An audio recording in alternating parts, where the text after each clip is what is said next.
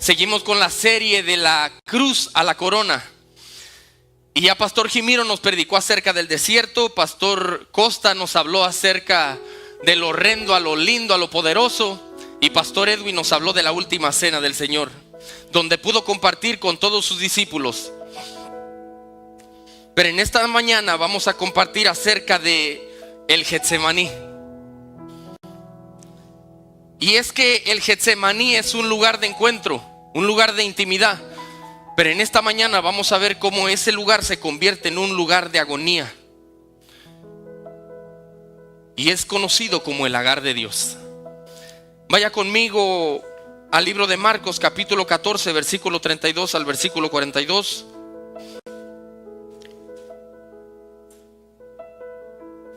Y vamos a entrar rápidamente a la palabra de Dios. Y vamos a dejar que Dios haga como Él quiere en esta mañana. Porque hoy tengo ganas de predicar. Hoy amanecí con ganas de predicar. Y yo sé que Dios está en la casa Rosa de Sarón. Déjeme decirle algo, Rosa de Sarón. Le voy a decir por qué traje este aceite. Porque mientras yo daba vueltas en el cuarto, porque estaba nervioso, vi el aceite y le dije a mi esposa, estaba hasta por aquí, le digo, oye, ¿y ese aceite? Y me dijo, es para orar. Y le digo, pero lo tienes vacío. Y me dice, sí. Y le digo, es que si se enferma Calé, le echas aceite. Si me enfermo yo, me echa aceite. Si es la casa, le echa aceite. Y si son la puerta, le echa aceite. Y dijo, no es el aceite. Y yo le dije, pero lo tienes vacío. Y dijo, no es el aceite, es la fe de que Dios esté en mi casa. ¿Cuánto le creen al Señor que Dios esté en tu casa? Y en Rosa de Sarón hay aceite fresco que te vas a llevar en esta mañana. Y por eso me lo traje, solamente para darle la ilustración. Pero al final del servicio, quien quiera aceite fresco, el altar va a estar abierto, porque este aceite tú te lo vas a llevar a tu casa, en el nombre de Jesús. Dice la palabra de Dios en Marcos capítulo 14, versículo 32 al 42.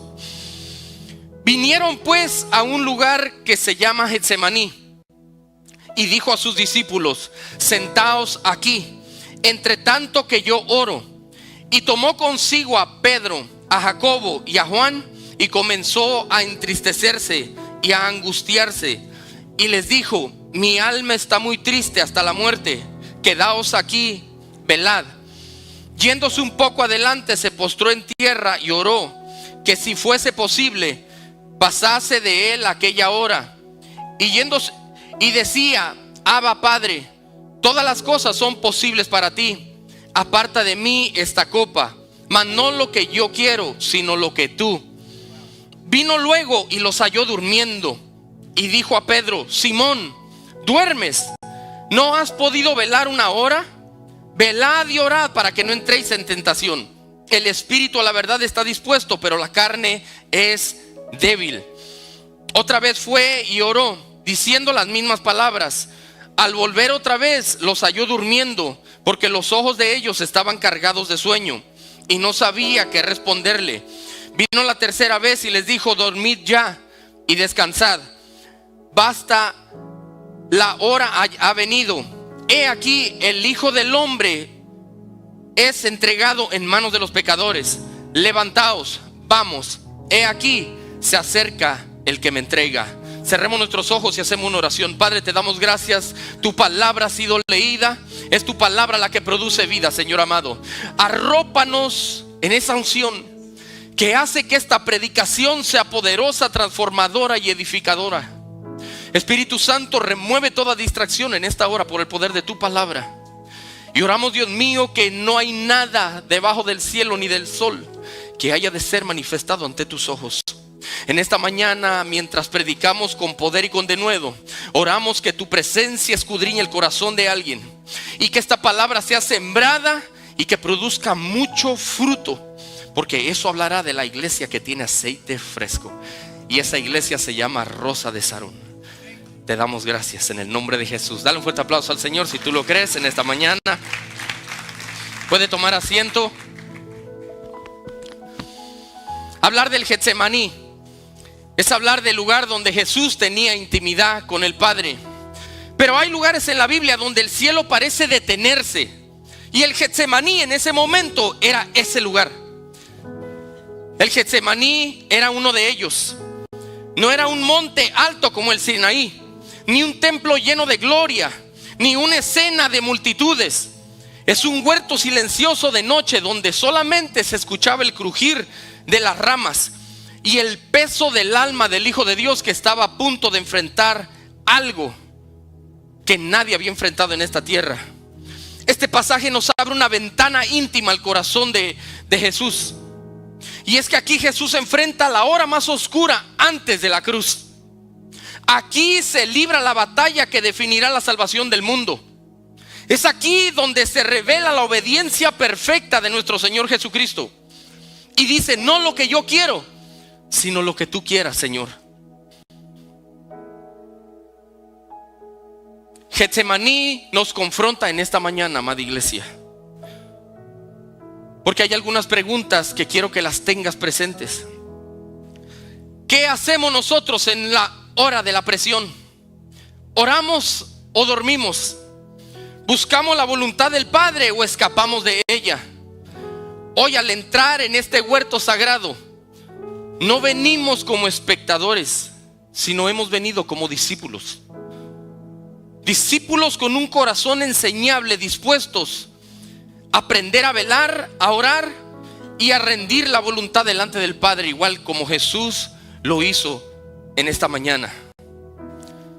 Es por eso que hablar del Getsemaní es hablar del escenario de la presión.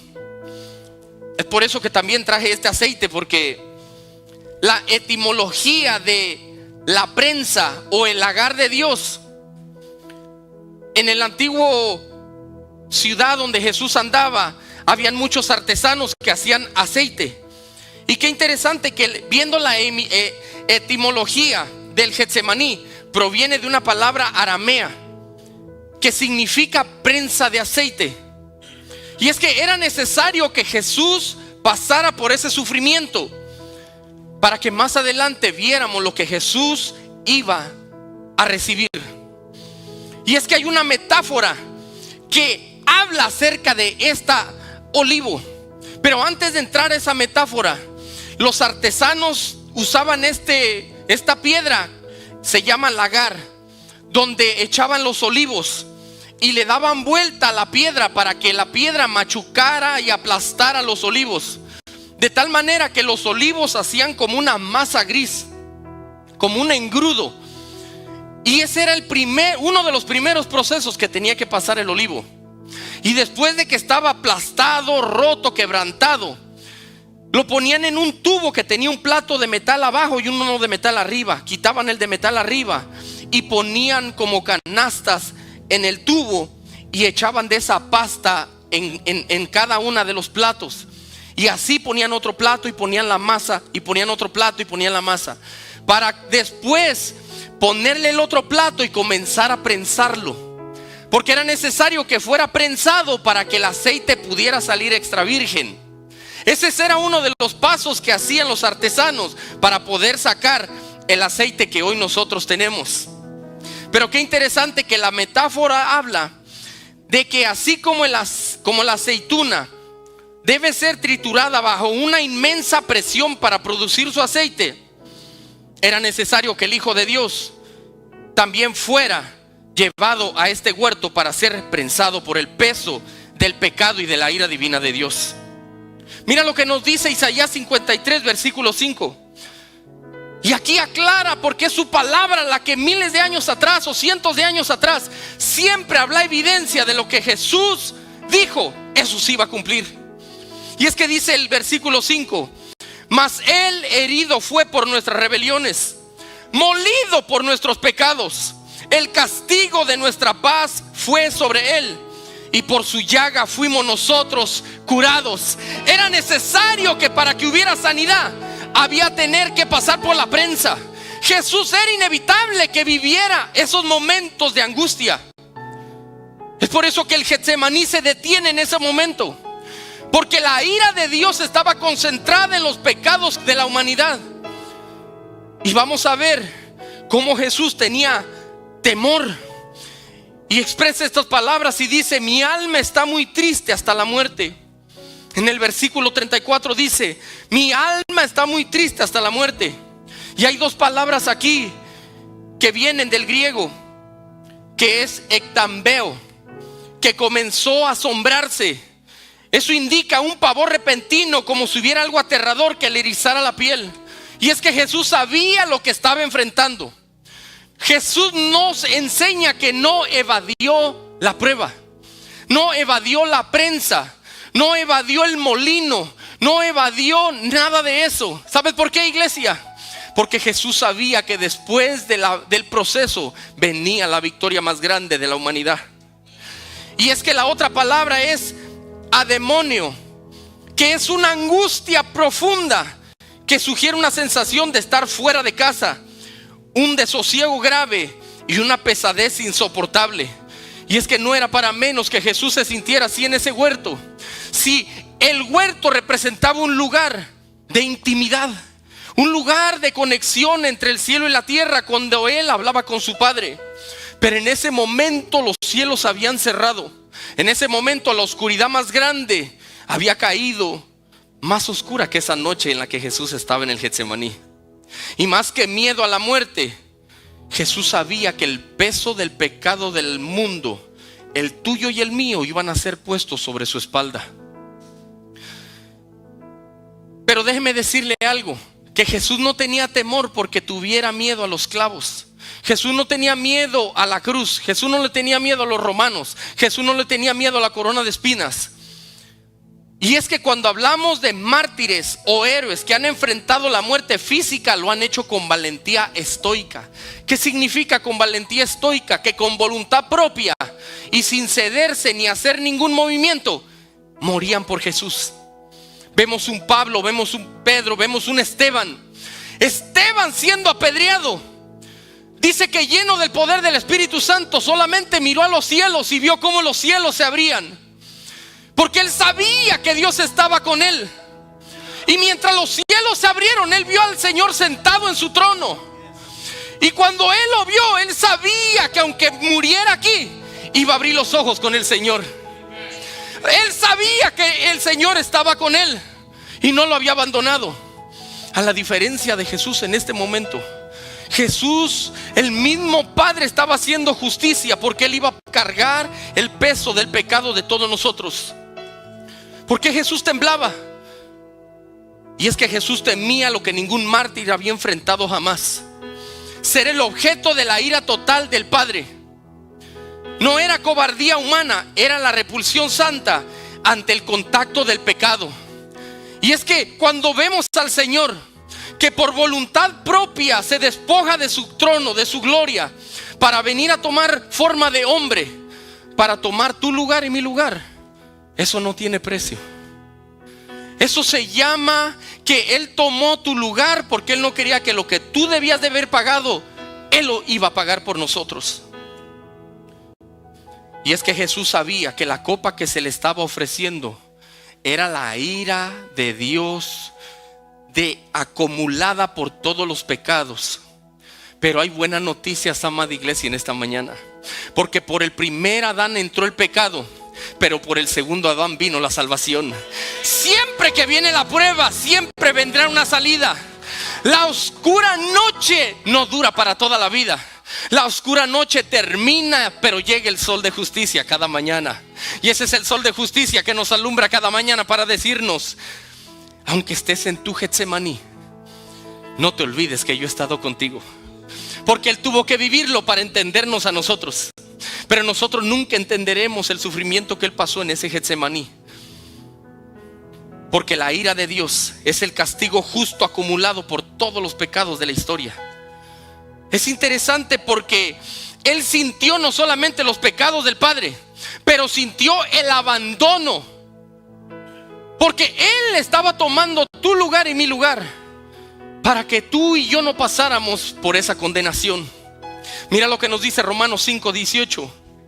Así que como por la transgresión de uno vino la condenación a todos los hombres, de la misma manera por la justicia de uno vino a todos los hombres la justificación de vida.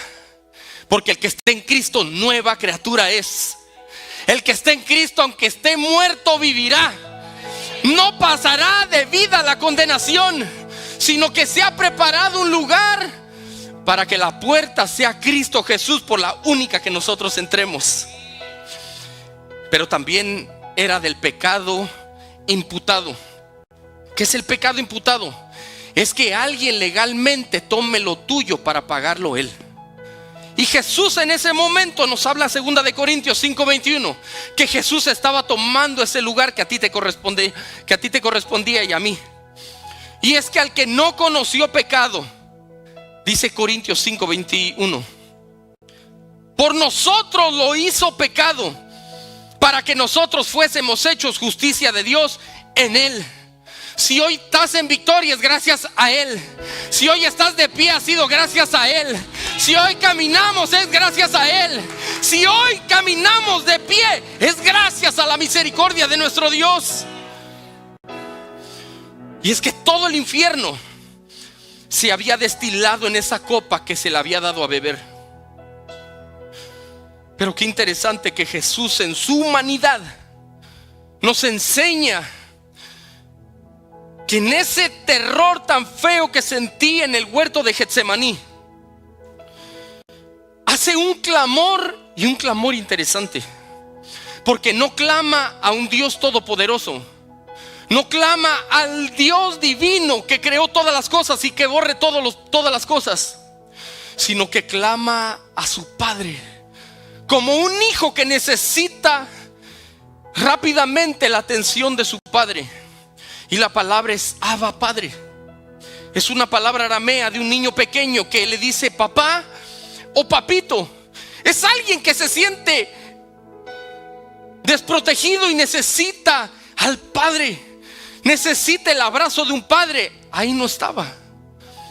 Por eso es que tus pruebas Él estará contigo. Pero Jesús estaba enfrentándolo solo, porque Dios le estaba dando la espalda, porque estaba cargando el peso tuyo y el peso mío. La espalda del Padre que tenías que verla tú, la estaba viendo Jesús en ese momento, para que Jesús de frente diera su vida por amor a cada uno de nosotros. Y es que en medio del horror cósmico, Jesús no apela a Dios Todopoderoso, sino a su Padre, porque mantiene la confianza de un hijo, aun cuando siente que todo se le cae a pedazos. En esta mañana estamos agradecidos por Jesús, porque si no hubiese sido por Él, ninguno de nosotros hubiese estado en esta mañana. Pero si estamos aquí, ha sido gracias a su misericordia, y ha sido a que Jesús rindió su voluntad. Si Jesús no hubiese rendido la voluntad de Él, entonces el plan divino del Padre no se hubiera cumplido en esta tierra. Pero qué interesante que Jesús, en su voluntad humana santa, tiene un instinto natural de expresarse y decirle: pasa de mí esta copa, Señor, porque siento tanto dolor, siento el desprecio, siento la soledad. Pero la voluntad redentora divina le gritaba: bébela. Porque era necesario que Jesús viviera por amor a los perdidos y muriera en una cruz para perdón de nuestros pecados. Pero habla algo poderoso, que aquí se decide algo donde cada uno de nosotros tenemos que enfrentar en medio de nuestro Getsemaní, y es la obediencia al Padre. ¿Qué importa que en el momento que tú estás viviendo los momentos más lindos de tu vida? Si lo que estás haciendo no le agrada al Señor, es tiempo de recoger y moverte hacia adelante. Porque no todo lo que brilla es oro, ni todo el que dice Señor, Señor entrará al reino de los cielos, sino solamente los que hacen la voluntad de su Padre. Esos somos tú y yo, que en esta mañana le decimos: heme aquí, Señor, haz con nosotros lo que tú quieras. Y es que va a haber muchas cosas en la vida que no van a ser para ser entendidas, sino para ser aceptadas. Déjame repetirte eso una vez más. Va a haber momentos en la vida donde van a haber cosas donde tú no vas a tener que preguntar, ni van a tener que ser entendidas, simplemente van a tener que ser aceptadas. 2019, Mi esposa y mi persona estábamos viviendo el Getsemaní más grande de nuestra vida. Pero en ese momento entendimos que su voluntad tiene 3 razones por las cuales decirle sí, Señor. Porque su voluntad es perfecta y agradable ante los ojos de Él. Y es que estábamos viviendo un Getsemaní tan fuerte que aunque oramos, ayunamos, con todo y eso decidimos decirle: Señor, hazlo como tú quieras. Si es posible, quítanos de nosotros esta carga, pero que no se haga lo que nosotros queremos, sino que se haga lo que tú quieres. Porque después de la tormenta viene la calma. Después de la oscuridad vuelve a amanecer una vez más. Y es que cuando Dios te llama a hacer su voluntad, siempre van a haber tropiezos y vas a tener que pasar por el molino como la aceituna. Es inevitable pasar por la prensa. Es inevitable pasar por el lagar de Dios. Porque si no hay lagar, no hay aceite. Si no hay prensa, no hay unción. Si no hay prensa, no hay carácter. Si no hay prensa, no hay madurez. Si no hay prensa, no hay cómo soporte las adversidades de la vida. Por eso cuando llamó a José, le dijo: José, ¿quieres hacer mi voluntad? José dijo: sí, ok, pero tus hermanos te van a engañar. Tus hermanos te van a odiar, te van a celar, te van a envidiar, te van a meter en una cisterna y después te van a vender. Pero tranquilo, porque cuando estés en Egipto, tú vas a gobernar Egipto. Daniel, ¿quieres hacer mi voluntad? Sí. Vas a ser echado en el foso de los leones, pero habrá garantía de que ningún león te va a morder. Habrá garantía de que ningún león te va a comer. Porque si Dios te mete en la prueba, Él también te saca de ella. Si nosotros supiéramos de las pruebas que Dios nos ha librado, yo creo que viviéramos mucho más agradecidos. Porque hay cosas que tú no viste, que yo no vi, que Él libró en secreto. Y Él permitió que tú no las vieras para que tu corazón no fuera dañado. Pero la prueba que Dios permite, la permite porque quiere que seas exprimido. Porque en la prensa es donde sale el orgullo. Es en la prensa donde sale la avaricia. Es en la prensa donde sale el yo. Es en la prensa donde aprendemos a confiar en Dios. Porque lo que Dios está buscando es que en la prensa seamos vaciados para que nos llenemos de Él. Y hay alguien que Dios está vaciando en esta mañana. Hay alguien que el corazón de alguien lo está vaciando por las cargas del pasado, pero en esta mañana se lo va a llenar con aceite en el nombre de Jesús de Nazaret. Sadrach, Mesach y Abednego, ¿quiere hacer mi voluntad? Sí. Los van a maltratar y los espera un horno de fuego. Pero en el horno de fuego no van a ser 3, sino el cuarto se aparecerá en medio de ustedes.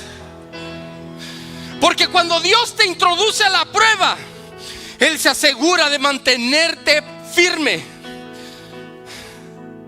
Jesús quiere hacer la voluntad del Padre. Sí. Hay una cruz que te espera. Hay unos clavos que te esperan. Hay una corona que te espera. Hay unos látigos que te están esperando, que te van a reventar la espalda. Te van a escupir, te van a bofetear, te van a meter a la cárcel. Pero al final te van a meter una cueva y te van a sepultar. Pero el tercer día tú vas a resucitar. Porque la prueba no vino para matarte. La prueba vino para definirte. La prueba vino para restaurarte. La prueba viene para sacarte lo que a Dios no le agrada. Por eso es que Jesús sentía el peso del pecado tan fuerte en él. Tanto así que le estaba afectando su salud. Y es que hay pocos casos a nivel mundial que tienen una condición llamado hematidrosis. ¿Qué es eso? Es que a causa del estrés tan fuerte y a causa de la presión tan fuerte, hay una presión sanguínea tan alta que los vasos capilares se comienzan a romper. se comienzan a reventar por el estrés tan grande que hay. Y se empiezan a mezclar. Lucas 22:44 lo describe, que su sudor eran como gotas grandes de sangre. Y es que la presión que Jesús estaba sintiendo era el momento que Dios había escogido para prensarlo, porque era necesario que Jesús lo pasara y lo viviera. ¿Sabes para qué? Para que ni tú ni yo lo viviéramos. Y es que bajo un estrés extremo, un estrés pero tan fuerte, que hizo que los vasos capilares de Jesús se rompieran y comenzara a sudar como gotas de sangre. Aún los científicos han descubierto que, aunque hay muy pocos casos, es posible que sudemos sangre a causa de la presión y del estrés. Era el sufrimiento del alma que era tan intenso que rompió aún el cuerpo de Cristo Jesús. Era el prensado, el agar había comenzado. No es tanto interno, pero también externo, porque Jesús estaba sudando sangre. Pero ¿sabes qué, amada iglesia? Hay buenas noticias. Porque aún en ese silencio, aún en ese estrés tan fuerte, aún en esa prueba que tú no puedes, es donde se le tiene que dar lugar para decirle: Abba Padre. Clamar en ese momento al Padre Celestial, que tiene el oído presto para el clamor de sus hijos. Jesús no tenía eso en ese momento. Jesús tenía que pasarlo a como diera lugar. Pero por si fuera poco, no solamente se había llevado discípulos con él, pero los mismos que se había llevado se habían quedado dormidos. Y es que el Señor va a permitir que en tus peores momentos de tu vida te quedes solo. Dios va a permitir que en la prueba más grande de tu vida te quedes solo, para que tú aprendas a depender de Él. Para que aprendamos a que no es el altar que me define a mí, no es una posición la que me define a mí, no es un ministerio el que me define a mí. Yo tengo nombre y tengo posición en el reino gracias a Jesús de Nazaret. Gracias a que Él sufrió por mí, hoy yo tengo herencia de hijo. A mí no me importa la corona que nos den, porque como quiera la tiraremos en el altar ante el Señor. A mí lo que me interesa es que mi corazón esté limpio delante de la presencia de Él, y que sepa que mi identidad proviene de Él y no proviene de cualquier circunstancia de la tierra. Podemos tener estatus económico muy cómodos, pero si ese es nuestro lugar donde nos recargamos, tarde que temprano se va a caer. Pero hay algo interesante, que a Jesús, cuando viene y encuentra a los discípulos durmiendo, no le dice Pedro, sino le llama como a su antiguo nombre, le llama Simón. Y le dice: Simón, ¿duermes? Yo me imagino a Simón: estoy cansado. Estuve en el Facebook, estuve en el YouTube, tuve que ver una película en Netflix. Señor, pero tú me entiendes, yo te amo. Tú entiendes, yo te amo. Pero es que esa serie está buena. Pero tú me entiendes, Señor. Tú sabes que yo te amo. El amor no solamente ha sido hecho para confesar, sino también se ha hecho para demostrar. Es por eso que Jesús le estaba dando una enseñanza a Pedro y le dijo Simón, porque Pedro significa roca. Y en ese momento Jesús lo llama no por su nombre, sino lo llama por su condición. Le dice Simón, porque en ese momento la roca se había desmoronado. Y es que la palabra del Señor nos enseña que no debemos de parpadear. Tenemos que velar y orar para no entrar en la tentación. Quien no vela y quien no ora, no sabe de dónde le llega el golpe. El que no vela y no ora, no sabe la hora que le va a llegar, donde le viene el enemigo y le va a atacar. Y como el enemigo es sucio y tramposo, te llega por la espalda cuando tú menos te lo esperas. Cuando estás viendo Netflix, está obrando allá en los hijos, en el cuarto de tus hijos. Cuando estás viendo la película, y no hay nada malo de eso, todo tiene su lugar. Estamos hablando de velad y orad. No es el tiempo que se le dé a Dios, es el tiempo de calidad, no el tiempo de horario. Podemos orar 8 horas y salir de la misma manera de ahí. Podemos orar 10 minutos. Y esa oración fue tan sincera ante la presencia de Dios que saliste lleno para enfrentar las batallas diarias de la vida. No es el tiempo, es el tiempo de calidad que le damos a total atención al Señor. Isaías 41:13 dice: porque yo soy Jehová tu Dios, quien te sostiene de tu mano derecha y te dice: no temas, yo te ayudo. Cuando todo el mundo se te va de al lado, cuando la gente te abandona y aún los mismos de tu familia te hacen a un lado, dale gracias a Dios. Porque si no es por ti, es porque hay algo que le incomoda a la gente que ve a los hijos de Dios salir adelante. Y es que el sentir del enemigo es siempre hablarte por tu pasado, pero Dios te llama por lo que Él tiene para ti. ¿Qué importa lo que el enemigo dijo de nosotros? Lo que importa es lo que el Señor ha declarado sobre nuestra vida. Me parece escuchar a alguien decir: Señor, ¿por qué si tú trazas mi camino, por qué debe de haber tropiezos en mi vida? ¿Por qué si tú tienes el mapa de mi vida, por qué tú no me quitas los tropiezos y me haces caminar como hijo tuyo? ¿Por qué no me libras de todas aquellas circunstancias que voy a pasar en mi caminar en esta vida? Pero qué poderoso es nuestro Dios, que nuestro Dios no es la mente que nosotros tenemos. Dios no opera como tú y yo operamos, porque Dios es omnisciente, omnipresente y omnipotente. Ese Dios que tiene el poder de ver todas las cosas de lejos, Él hace así y mira todo el universo, mira el pasado, el presente y el futuro. Pero el Dios que conoce todas las cosas ha visto los planes que el enemigo ha diseñado para tu vida. Pero el Señor parece escuchar que dice: esto yo lo puedo usar, esto yo lo puedo usar, porque así como es, yo necesito que Él pase esto.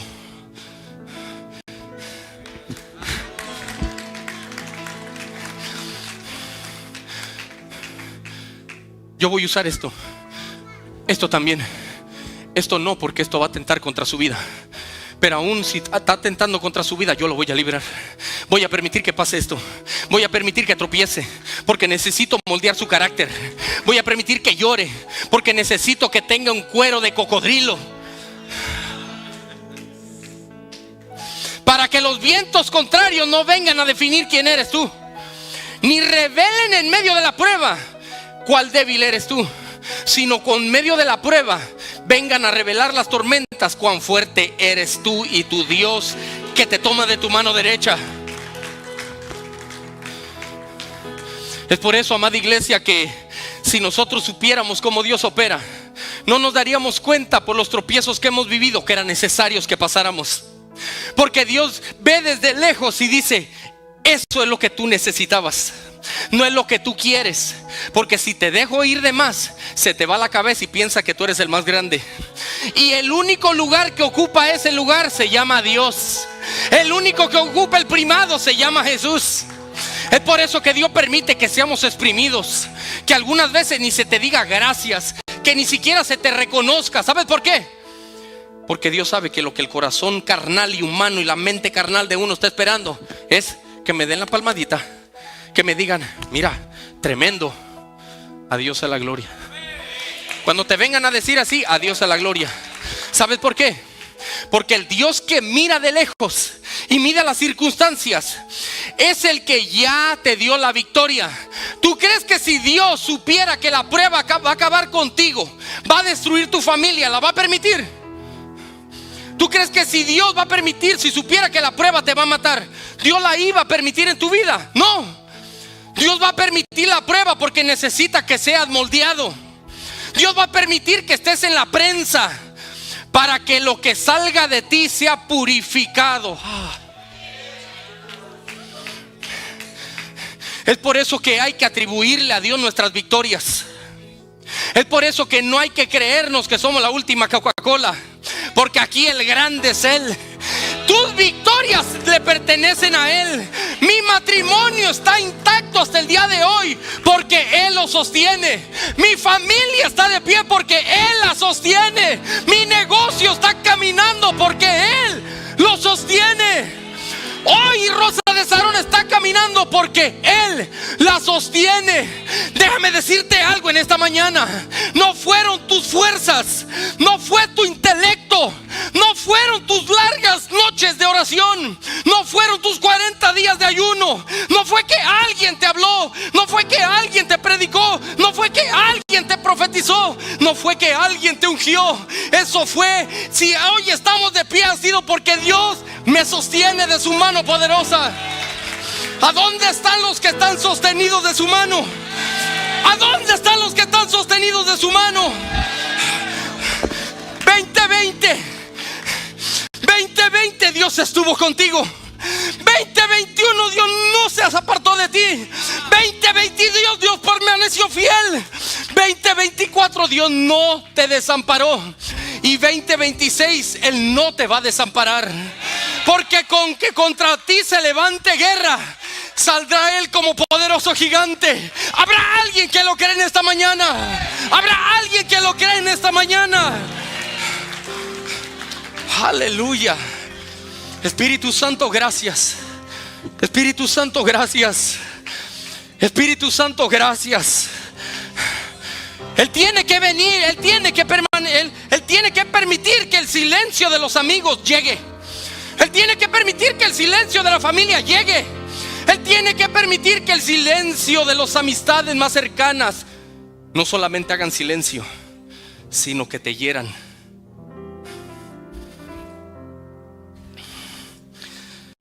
Dios va a permitir que seas herido, pero al que Dios sostiene de su mano, no se le suelta jamás. Al que está agarrado de su mano, hay garantía de que nos pasará del otro lado del río. No es con tus fuerzas, amada iglesia, es con las fuerzas del Señor que salimos adelante. Hay un diagnóstico espiritual en la cual los discípulos tenían, y es que estaban dispuestos a estar con Jesús, pero en medio de la prueba se alejaron. Estaban, pero no estaban. Déjame decirte algo, no es lo mismo estar junto que estar unido. Estar junto es ahora mismo que estamos todos juntos, pero estar unido es que aunque yo esté en China, en Japón, en Inglaterra, en Alemania, en México, hay algo que nos une y se llama Espíritu Santo. Así que podemos estar juntos, pero no unidos. Dios no busca que nos juntemos, Dios busca que nos unamos. Porque es que en la unidad es donde pasan cosas poderosas. Es en la unidad donde Dios hace cosas grandiosas. Es por eso que Jesús, lo único que Él buscaba era un consuelo de alguien. Que sus discípulos por lo menos estuvieran con Él orando. Pero qué interesante que los discípulos se quedaron dormidos. Los discípulos se fueron muy profundos y comenzaron a dormir. Hay un diagnóstico espiritual que acecha a la iglesia en estos días. Y es que aunque el Espíritu quiere complacer a Dios, está lleno de buenas intenciones. Y hay muchos cristianos que no pasan de las buenas intenciones. Y buenas intenciones tiene todo el mundo. Pero rendirse y decirle no como yo quiero, Señor, sino que haga lo que tú quieres, eso reta tu vida personal y tu corazón. Porque te hace entender que tú no dependes de ti, dependes de Él. Él es el que nos tiene tomado de su mano derecha.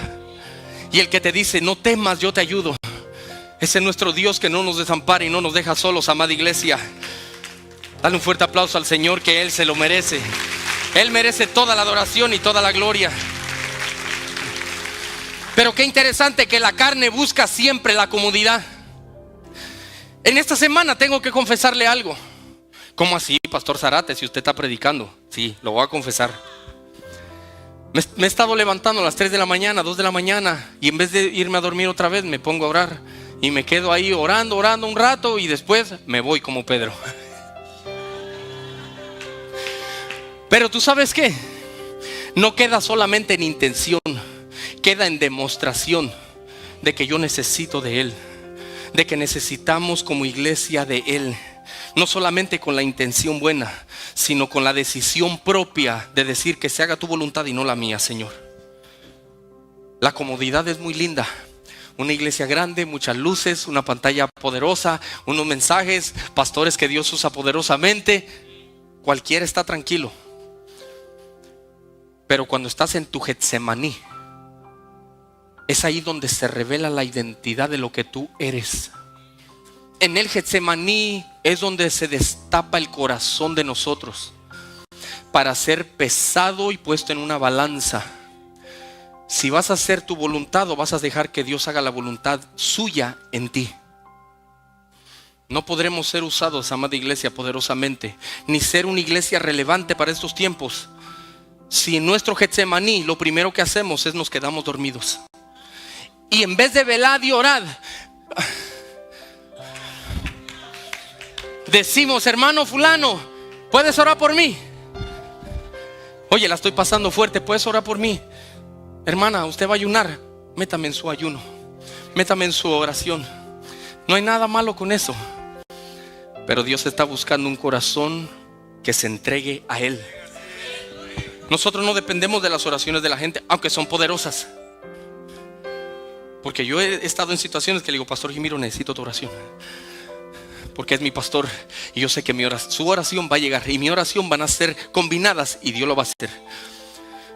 Pero en que en tu Getsemaní no te agarren desprevenido, que en tu Getsemaní no te agarren viendo Netflix, que en tu Getsemaní no te agarren viendo cosas que no deberías de ver en el teléfono. Por eso el que no vela y no ora siempre está expuesto a las acechanzas del enemigo. Si tan solo pudiéramos ver el mundo espiritual, veríamos cómo hay ángeles aquí moviéndose.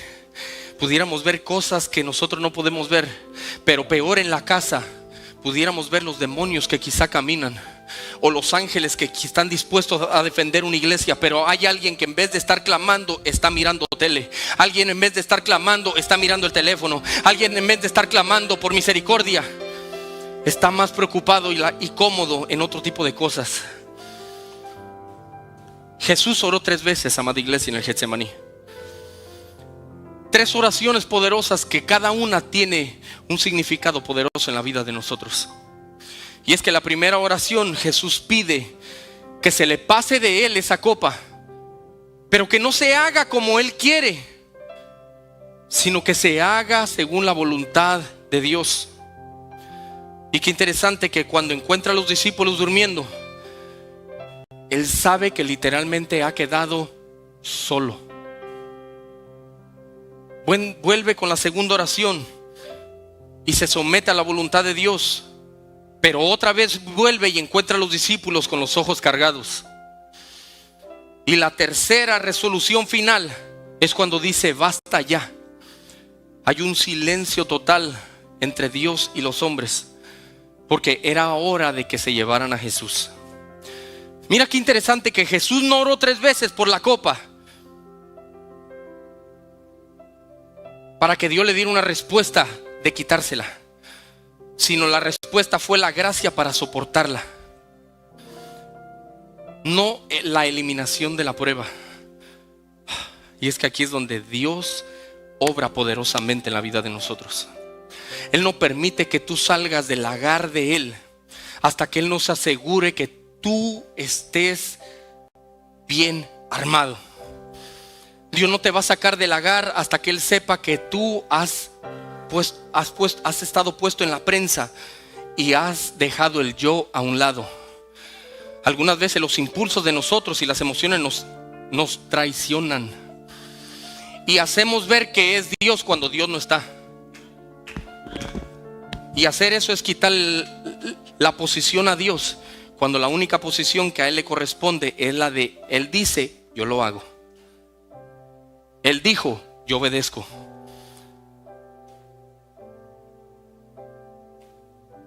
Es inevitable, amada iglesia, pasar por esa prueba.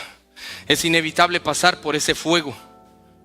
Qué interesante que ya sea fuego, ya sea prueba, ya sea prensa, ya sea lo que sea, son diferentes maneras de Dios obrar en la vida de nosotros, pero con una misma intención de que tú y yo maduremos en el reino, de que tú y yo seamos esos hijos que Dios ha llamado para esos tiempos, para una iglesia que sigue predicando que Jesucristo viene por su iglesia una vez más. Mire lo que dice el fuego refinador. Hay 2 tipos de fuego: el fuego purificador y el fuego consumidor. Yo prefiero que el fuego purificador me purifique hoy a que en la eternidad el fuego consumidor me atormente.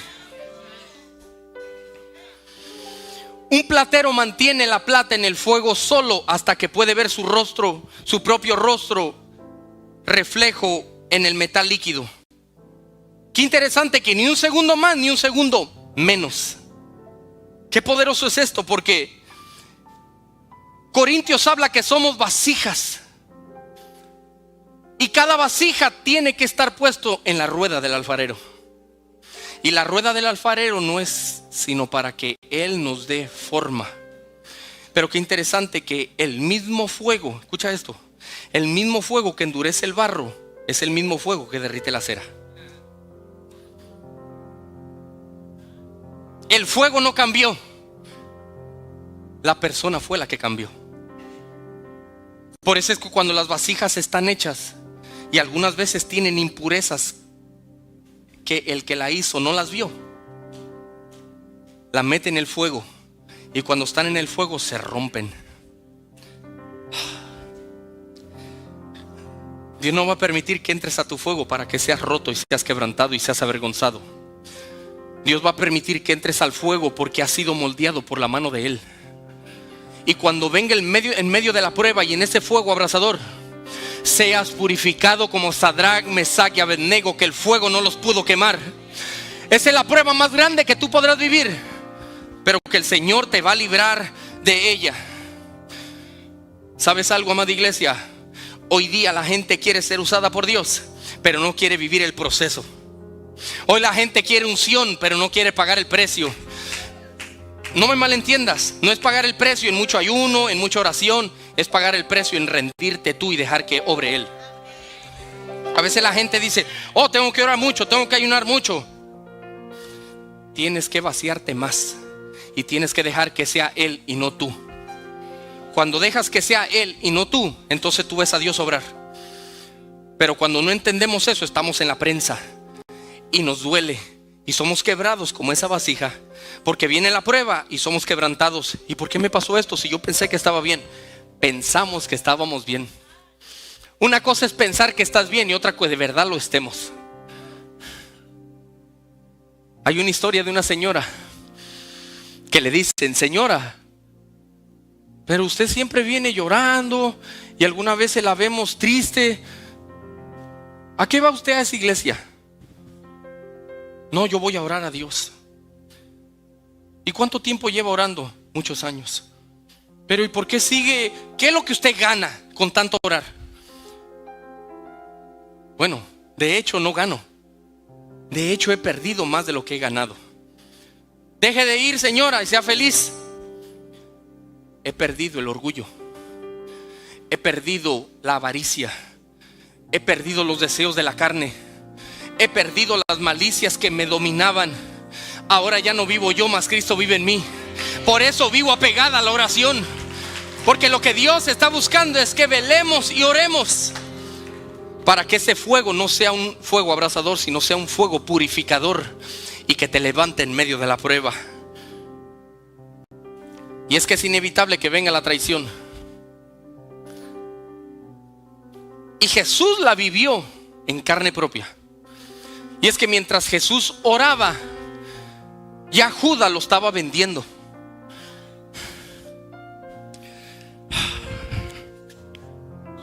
Mientras Daniel oraba, ya había un demonio que se le había puesto a un ángel.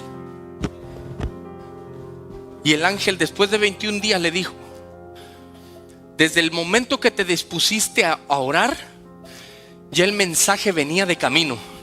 Tu victoria venía de camino. Tu prueba ya iba a acabar. Tu respuesta venía de camino.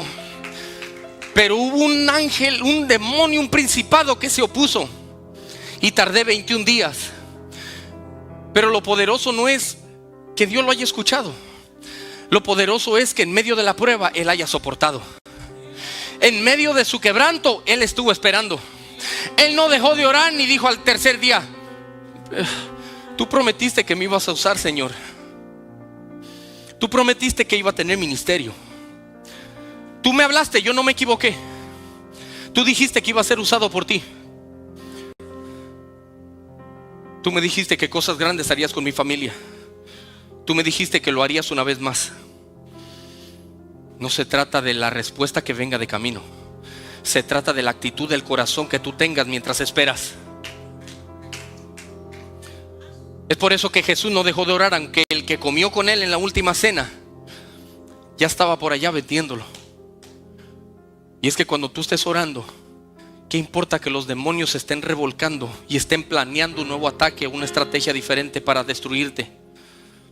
Si Él ha prometido sostenerte de su mano poderosa, no habrá nadie que te pueda destruir. El que está sobre la roca, podrán venir vientos, podrán venir terremotos, podrán venir torbellinos, podrán venir tempestades, pero yo y mi casa estamos fundados sobre la roca. Mi casa no se va a caer, mi familia no se va a caer, mi matrimonio no se va a caer. Porque aunque el enemigo se levante como león rugiente buscando a quien devorar, se tendrá que topar con Jesús de Nazaret, el que pagó por el precio tuyo y por el precio mío, amada iglesia. Tu victoria es a través de Jesús. Tu identidad está escondida en Él, y lo que Él dijo lo va a cumplir en el nombre de Jesús. Judas usa una señal de afecto familiar, usa un beso para entregar a su maestro. Judas le llama Rabí, reconociendo su autoridad mientras le rechaza. Y es que no te sorprendas que la gente te abrace, te dé beso y te diga tantas cosas y por dentro esté opinando otra cosa de ti. Para eso se necesita el cuero de cocodrilo. Para eso se necesita la madurez. Para eso se necesita estar firme. Para eso se necesita estar de pie. Porque no ha sido por tus fuerzas, es por la fuerza del que nos las ha dado, que provienen de Dios. Es ahí donde está nuestra victoria. Es ahí donde el Señor pone sello de que Él está presente. Esa es la victoria de un huerto que Jesús sufrió tan fuerte, el desprecio para que tú no lo sufrieras. Es ese huerto que habla de la victoria venidera de Cristo Jesús. Y es que mientras los romanos y mientras toda esa gente, los gobernantes, condenaban a Jesús y no hallaban culpa alguna en Él, estaban locos por acelerar la muerte de Jesús. Estaban locos por condenar a Jesús de Nazaret. Pero no se daban cuenta que lo único que estaban haciendo es que estaban acelerando el propósito de Dios en su vida. Cada vez que te venga la prueba, estate tranquilo y permanece orando, porque eso es señal de que están acelerándote para la próxima temporada que vas a vivir tú y tu casa.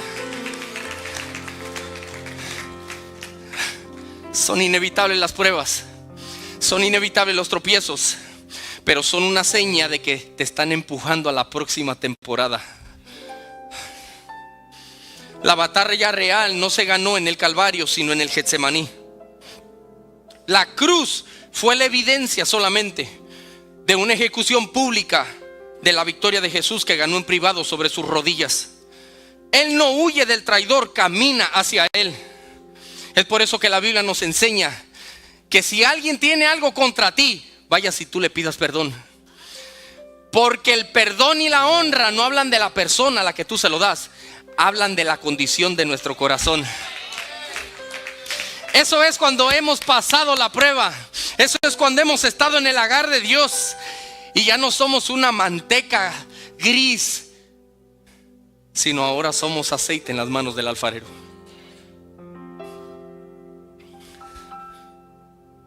Hoy en esta mañana Dios le está diciendo a alguien en medio de tu Getsemaní: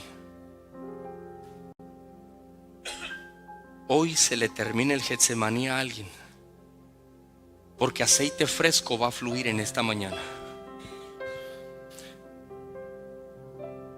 Déjame hablarte por último acerca del consuelo del Agar.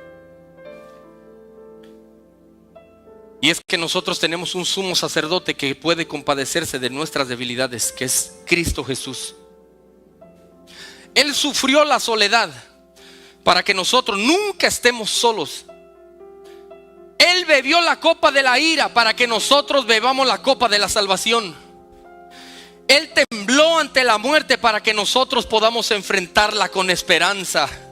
Y es que el que está en Cristo nueva criatura es. Las pruebas no nos definen, nos refinan, nos dan propósito, nos dan identidad, nos hacen sentirnos parte del cuerpo de Cristo. Es por eso que cuando venga la próxima temporada mala, recuérdate que solamente están acelerando que el peso de gloria sea mayor que el primero. Ponte de pie si tú lo crees en esta mañana, amada iglesia. Con los ojos cerrados, amada iglesia, yo quiero hacer un llamado en esta mañana. El Espíritu Santo me dijo en esta mañana: hay un aceite fresco en Rosa de Sarón.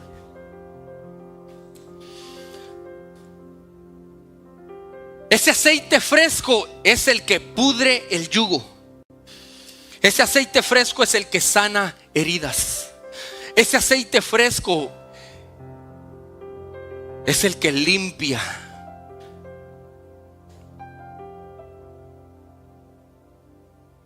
Habrá alguien en esta mañana que esté viviendo un Getsemaní y que dice: Señor, no quiero que se haga mi voluntad, sino que se haga la tuya.